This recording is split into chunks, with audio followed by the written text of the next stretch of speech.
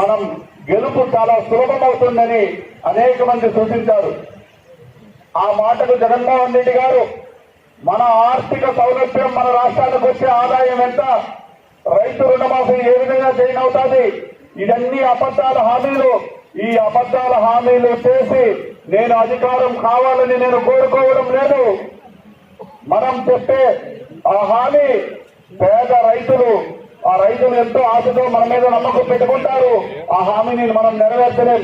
కాబట్టి అబద్ధపు హామీలు నేను చెప్పను అని ఆనాడు ప్రతిపక్షంలో కూర్చొని చంద్రబాబు నాయుడు అబద్ధపు హామీ రైతు రుణమాఫీ చెప్పి ముఖ్యమంత్రి అయినారు. దాని తరువాత 2 సంవత్సరాల పాటు ప్రజల్లో మమేకమై పాదయాత్ర చేసి ప్రతి నియోజకవర్గంలో కూడా అనేక మందిని కలిసి ఎవరెవరి కష్టాలు ఏ విధంగా ఉంటాయని తన సుదీర్ఘ పాదయాత్రలో అందరి కష్టాలు గ్రహించారు. అప్పుడు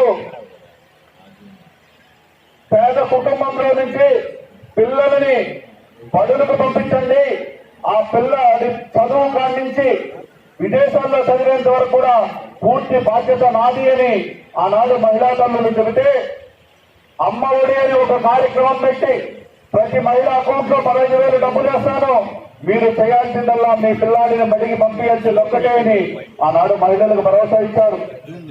భరోసా ఇవ్వడమే కాదు, కార్పొరేట్ స్కూల్లో చదివే పిల్లలు ఏ విధంగా వెళతారు. గ్రామం తరపు నుంచి అందరం కలిసి ఒక సూచనలు కోరుకుంటున్నాం. ఎమ్మెల్యే గారు, దయచేసి మీరు పెద్ద మనసు పెట్టుకొని కట్టమంచి రోడ్డుని ఆర్ఎన్బికి అలినేషన్ చేంజ్ చేసి శాశ్వత పరిష్కారంగా కట్టమంచి టు శాంపయ్య గండిగా రోడ్డుని పూర్తిగా ఆర్ఎన్బి అలినేషన్ చేంజ్ చేసి ఆర్ఎన్బి ద్వారా ఈ రోడ్డు రూపురేఖలు మార్చాలి అని మనందరి తరఫున, మీ తరఫున నేను ఎమ్మెల్యే గారిని కూడా కోరుకుంటున్నా.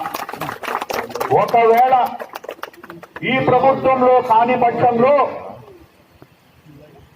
నెక్స్ట్ వైఎస్ఆర్ కాంగ్రెస్ పార్టీ ప్రభుత్వం వస్తే యుద్ధ ప్రాతిపదికన ఈ రోడ్డుని మీ అందరి సమక్షంలో చెబుతున్నాం, ఆర్ఎన్బి కలినేషన్ చేంజ్ చేసి శాశ్వత పరిష్కారం తీర్చిదిద్దుతామని కూడా ఈ సభాముఖంగా మీకు నేను తెలియజేస్తా ఉన్నా. ఎందుకంటే అప్పుడే దానికి పూర్తిగా హక్కులు అయినట్టు ఉంటుంది, ఆర్ఎన్బికి మారితేనే. కాబట్టి